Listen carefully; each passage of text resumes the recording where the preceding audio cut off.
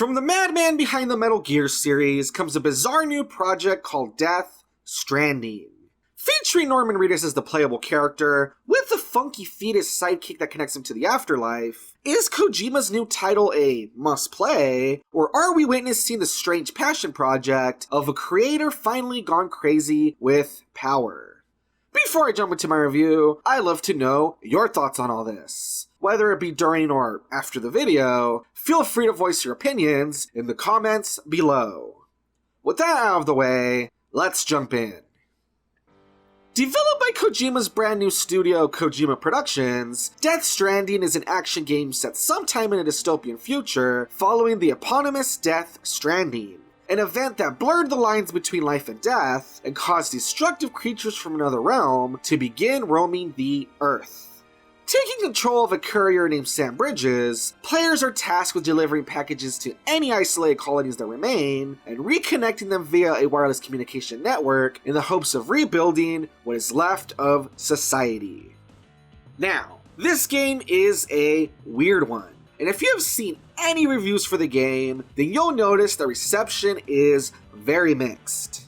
Definitely not a game for everyone. I'm here to do my best to describe why I personally like it, while also pointing out some foibles that I had with the game. Now, number one, despite all the crazy music videos and bizarre promotional material for the game, 90% of it is just delivering packages. Like, seriously, it is the world's most in-depth mailman simulator that has you constantly running around loaded up like a cargo mule. However, if you think that this is me staying a negative, it is actually far from it. I actually really love the gameplay of Death Stranding, and I think that it is super engaging. Though going around delivering packages sounds simple enough, there are like an infinite amount of ways to do it. How will you load up your cargo? What tools will you bring? What path will you take to get there? Will you go straight there, or will you stop for detours? Will you go the shortest way possible and build structures such as ladders to overcome obstacles, or will you take a longer path to avoid having to craft anything? Are you willing to engage enemies head-on, or will you just sneak past them? I'm telling you, not only are there so many factors that go into completing each delivery, but once you throw in stuff like getting ranked on your performance and unlocking new tools as you progress, you find yourself excited for more.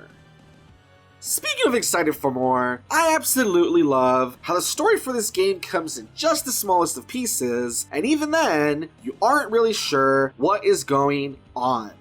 While this once again might sound like a negative, I really like this approach. Yes, I want to know stuff like what caused the Death Stranding or how Mads Mikkelsen's characters will tie into the story, but being totally at all with the strange world around you and the story kind of taking a backseat to the gameplay is also kind of fun. It definitely keeps you coming back for more because you never know if right around the corner you'll stumble across some sort of revelation. Not only that, but I enjoy getting to be a big nerd and reading in-game articles and such that help with world building. Kojima has always been great at making up all sorts of lore for his games, and likewise, he doesn't disappoint here with his weird pseudoscience magic bullshit that feels thought out to the smallest detail. Finally, I not only love the gameplay and the story/lore for the game, but I also really like how the theme of building connections is reflected in the multiplayer aspect. Just as the larger point of the game is to reconnect society and bring people together, it is really interesting how what you do during gameplay can help the world of other players, and vice versa. For instance, you know how I mentioned earlier the idea of needing to build a ladder to overcome obstacles? Well, what is cool is that as you progress through the game, stuff that you build shows up in other people's games, and stuff that they build shows up in yours. So, if I build a ladder at the base of a particular cliff, that means that literally anyone else can use it, and I may have potentially thrown a lifeline to someone who wouldn't have been able to use this path otherwise. Likewise, the same can be said of packages and resources, as the game lets you deliver stuff that other people have lost during their journey, as well as donate tools through a shared locker, if you so wish. I've never seen a game that encourages teamwork in such a way before, so I find it quite fascinating and think it is really cool how it ties into the larger scope of the game. On the other hand though, the game isn't perfect, and even as someone who enjoys it, I have my issues with it. First of all, are some of the controls. For instance, I really dislike the motorcycle controls, as I feel the handling is really wonky and the physics can be really hard to deal with. Likewise, though controlling Sam is usually pretty intuitive, there are some times where he seems to stumble and or topple over out of nowhere, which can be especially frustrating if it damages your cargo. Another problem, so to speak, is that the fighting against enemies isn't really anything to write home about.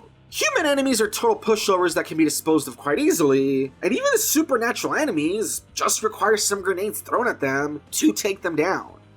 Last but not least, though I did praise the story before, and I love Kojima for being the big ol' weirdo that he is, dialogue can be pretty cringe at times. Like, luckily, Hideo wears his influences on his sleeve, and you can tell that nothing ever takes itself 100% serious, but damn if some of his ideas don't dip into some pretentious territory. Is he a hack like David Cage, with his non-gameplay and with his, oh no, the game is totally not about the racism? No, but there is still the occasional eye roll, especially if you aren't used to how eccentric he can be. So in the end, this game is quite divisive among players, and for good reason. Not only is it a game that might be hard to approach story-wise, but even gameplay-wise, maybe not everyone would appreciate what the title's going for. Still, if any of the praise I gave it catches your attention, then I would definitely recommend this title, and even suggest you check out some further gameplay of it. If anything, it is at least a unique experience, and Hideo Kojima definitely delivered on bringing us something totally new. But hey, that's just my opinion. And remember, don't take anything I say too seriously. After all, I'm just the Wannabe Reviewer. Thanks for watching.